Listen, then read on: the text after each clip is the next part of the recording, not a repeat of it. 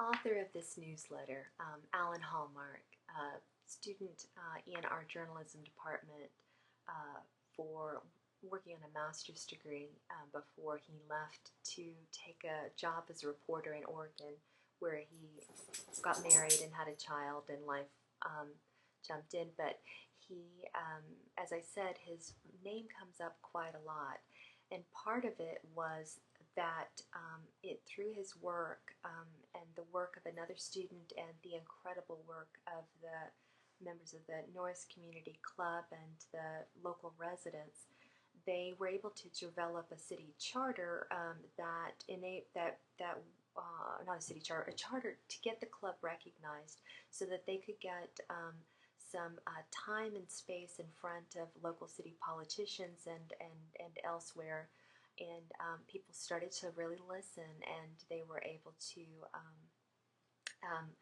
eventually get some local African American citizens voted into city council, as I mentioned, to get positions in the community, and eventually get a firehouse established that was actually only in operation for a very short time, to get parks, to get the big thing, getting some plumbing brought over into the Norris community so that the outhouses could be disbanded, access to the other public works, including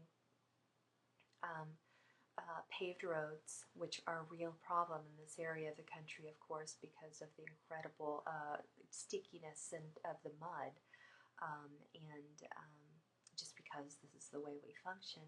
A park,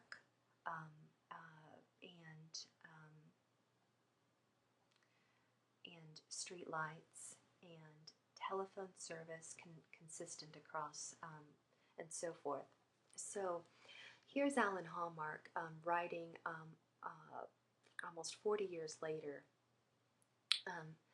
in a letter that I found him we did a little research, discovered he was in Oregon. The alumni office didn't have a hold of him. We still want to get an oral history with this gentleman.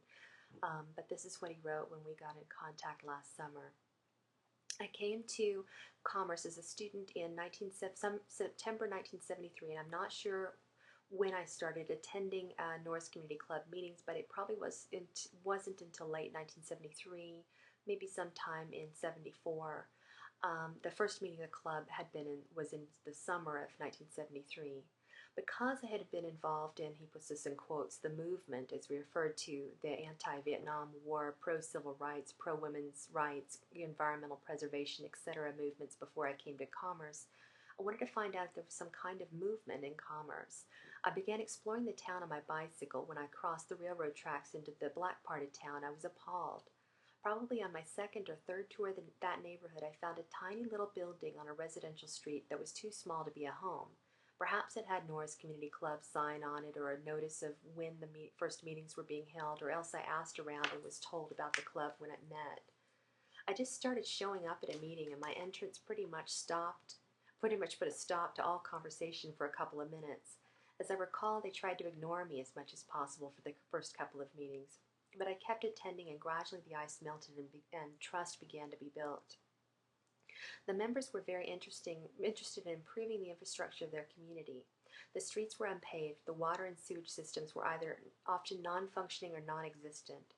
Despite the fact that the community was in the city limits of Commerce, it was not receiving any city services, with the exception of police who came in to arrest the youth from time to time.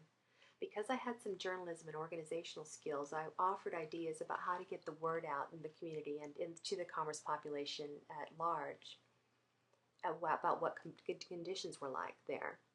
As I recall, I wrote newsletters on behalf of the club. There was one that he wrote on his personal electric typewriter. You see it here. I also went to the local newspaper in Commerce and spoke with editors and tried to convince them to cover the issues raised by the Norris Community Club. As I recall, I wrote some articles that were printed by the Commerce public paper, pretty much as I wrote them, but without a byline. I'm going to pause here, and we'll start up in the next video.